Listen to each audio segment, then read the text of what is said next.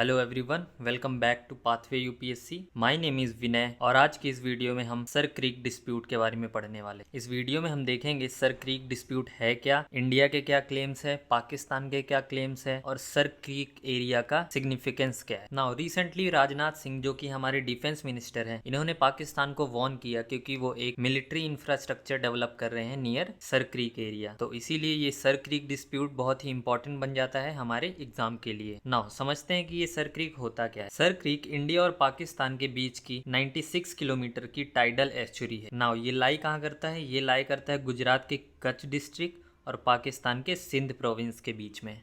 I hope आपको estuary का मतलब पता होगा। जब रिवर सी से जाके मिलती है तो वो वहाँ एस्चुरी बनाती है। पहले ये बाणगंगा के नाम से जाना जाता था, लेकिन ब्रिटिशर्स ने इसे चेंज करके सर क्रीक नाम दे दिया। नाउ समझते हैं कि ये इंडिया और पाकिस्तान बॉर्डर के बीच लाई कहाँ करता है। नाउ अब देखोगे कि ये इंडिया है और ये पाकिस्तान है और यहाँ से बहती है इंडस रिवर जो जाके मिल जाती है अरेबियन सी में। नाउ जब इंडस रिवर अरेबियन सी पे मिलती है तो ये यहाँ एस्चुरी बनाती है और इसी एस्चुरी में लाई करता है सर क्रीक एरिया जो कि डिस्प्यूटेड टेरिटरी है between India and Pakistan. Now ये सर क्रीक एरिया एक मार्शी एरिया होता है, यहाँ कोई वेजिटेशन नहीं होता है। इसी मार्शी एरिया के बीच में इंडिया और पाकिस्तान ने अभी अपना टेम्पररी बॉर्डर बना के रखा है। नाउ ये मार्शलैंड आधे साल पानी के अंदर रहता है और आधे साल पानी के ऊपर रहता है और ये भी रीजन बन जाता है इंडिया और पाकिस्तान के डिस्प्यूट। आगे देखेंगे ऐसा क्यों होता है। नाउ थोड़ा डिटेल में देखते हैं कि सर क्रीक एरिया दिखता कैसा है। नाउ ये है वो डिस्प्यूटेड टेरिटरी जिस पे लेके विवाद हो रहा है।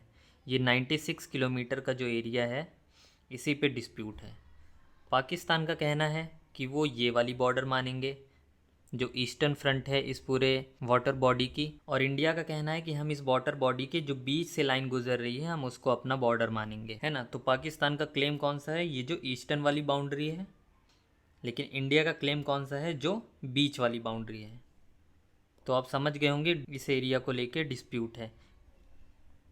अगर ईस्ट वाली बाउंड्री मानेंगे तो ये एरिया पाकिस्तान के पास जाएगा, लेकिन अगर बीच वाला मानेंगे तो ये एरिया जाएगा इंडिया के पास। इसीलिए यही रीज़न है डिस्प्यूट का। नाउ आगे देखते हैं कि इंडिया के क्लेम्स क्या है। नाउ इंडिया क्यों कह रहा है कि हम बीच की लाइन मानेंगे, है ना। इंडिया कह रहा है कि इस वाटर बॉडी की जो बीच से लाइन जा रही है हम उसको मानेंगे अपना बॉर्डर। इधर साइड का इंडिया के पास जाएगा और इस साइड का जाएगा पाकिस्तान के पास। तो इंडिया क्लेम लाई करता है थालवेग प्रिंसिपल को। नाउ डिटेल में समझते हैं थालवेग प्रिंसिपल क्यों है, क्योंकि इंडिया का सारा आर्गूमेंट बेस्ड है इसी प्रिंसिपल पे। थालवेग प्रिंसिपल एक इंटरनेशनल डॉक्ट्रिन है जो कहता है कि अगर कोई भी नेविगेबल वाटर वे है, नाउ ये ध्यान से आप समझिएगा, नेविगेबल वाटर वे होना चाहिए उसको, और वो navigable water way boundary form करती है between two territories.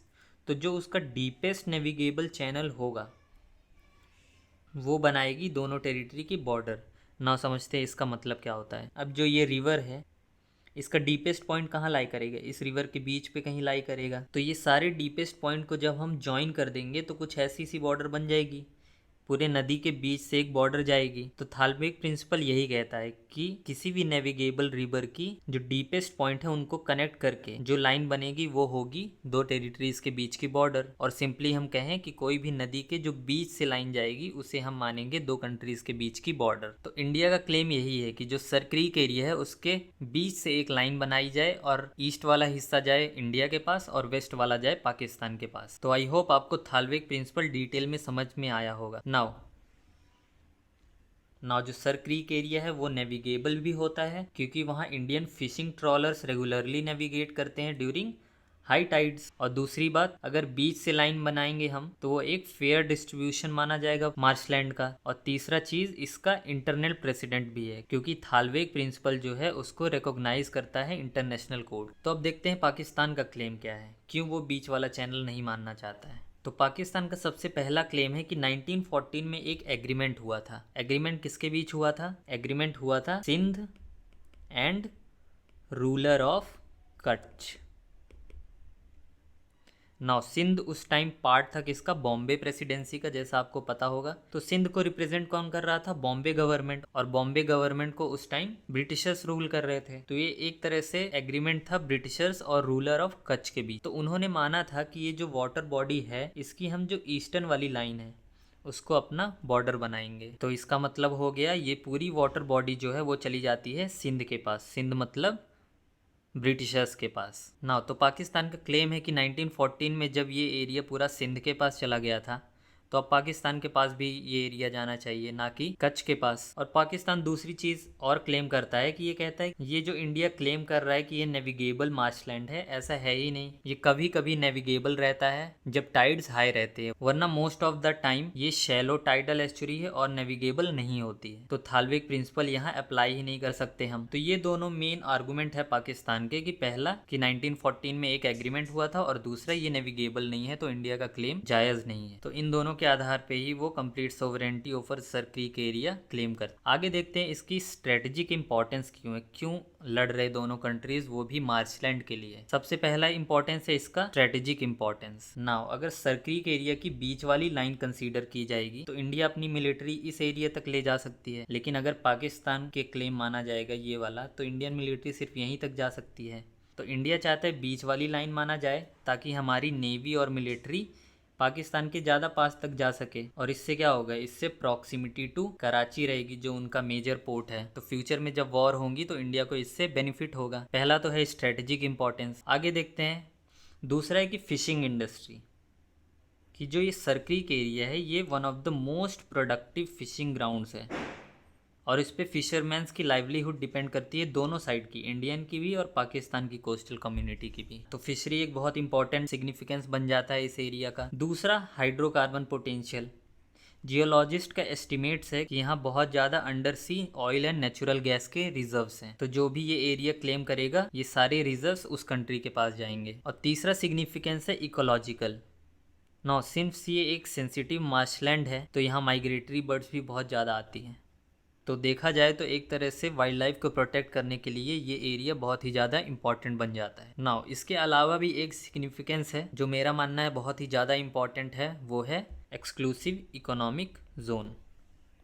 Now I hope आपने ये चीज़ ज्योग्राफी में ज़रूर पढ़ा होगा। जो यूएन क्लॉज नाम की ट्रीटी है उसके अकॉर्डिंग किसी भी कंट्री के बॉर्डर से 200 नॉटिकल माइल तक वहाँ के जो सारे रिसोर्सेज होते हैं वो उसी कंट्री के माने जाते। तो जैसे ये कंट्री इंडिया है तो इसकी जो ये 200 नॉटिकल माइल का एरिया है अराउंड इस कोस्टल एरियाज, पूरा कंट्रोल इंडिया का है। यहाँ सारे एक्सप्लोरेशन सिर्फ इंडिया कर सकता है ना। तो सर क्रीक एरिया में कैसा है ये चीज़ देखते हैं एक बार। नौ जैसा इंडिया का क्लेम है कि वाटर बॉडी के बीच से लाइन ड्रॉ करा जाए और वहाँ से माना जाए बॉर्डर, तो वहाँ से 200 नॉटिकल माइल की लाइन ये वाली बनेगी। लेकिन अगर पाकिस्तान की माना जाए कि ईस्टर्न फ्रंट वाली हमें बॉर्डर बनानी चाहिए, तो वहाँ से 200 नॉटिकल माइल की ये वाली लाइन बनेगी। तो अगर पाकिस्तान का क्लेम माना गया तो पाकिस्तान को सिर्फ ये वाला एरिया नहीं मिलेगा, उसके साथ ही ये जो पूरा एक्सक्लूसिव इकोनॉमिक जोन है ये भी पाकिस्तान के पास जाएगा।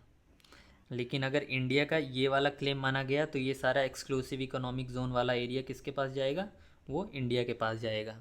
तो डिस्प्यूट एक्सक्लूसिव इकोनॉमिक जोन को भी लेकर है।